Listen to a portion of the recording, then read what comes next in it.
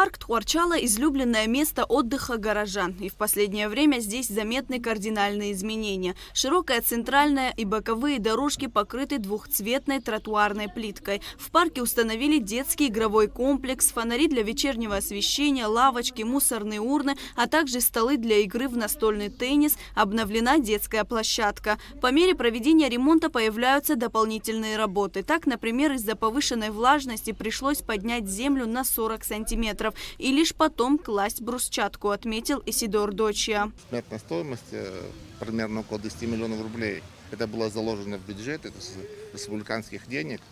Но мы потратили здесь уже более 15 миллионов рублей. Вот как видите, последние штрихи, это щебень завезли на 200 с чем-то тысяч рублей. Нам приходится потом разровнять и потом травку посадить, чтобы это было красиво, удобно. Ночью здесь очень красиво, знаете, весь город фактически собирается здесь. Теннисные корты смогли поставить.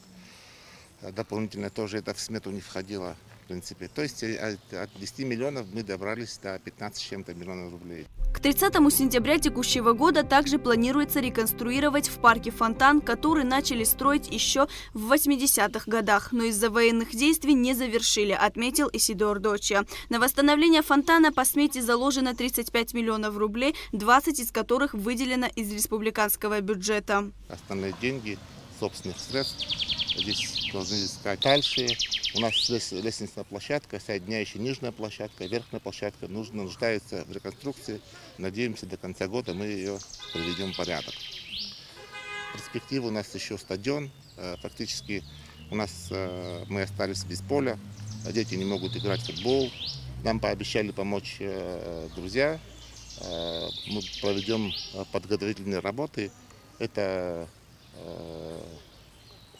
немножко для нас неподъемное, но, надеюсь, правительство, президент пообещали.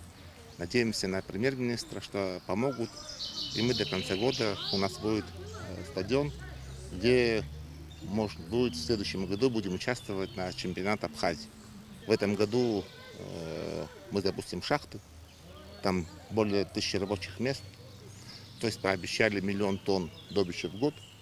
То есть существенно поменяет ситуация в Тхуарчале. Они должны были асфальт положить до водопадов, Акарманское шоссе. У нас это пока не получается. Надеюсь, в течение месяца пообещали, начнется покрытие асфальта в этом направлении. Тогда поток увеличится, и какую-то копейку у нас все равно будет подать бюджет. Также завершены работы по замене кровли пятиэтажного дома номер 1 по улице Горького. Крыша здесь не ремонтировалась более 20 лет. Из-за высокой влажности и дождливой погоды старый шифер лопнул. Вода стала просачиваться в квартиры жильцов. На сегодняшний день покрытие крыши профнастилом уже завершено. Пятиэтажный дом заселен на 80%.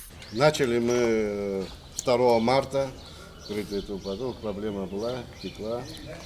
Был старый шифер лежал, он лопнул весь, лопаться начал, и жалобы жильцов, что течет.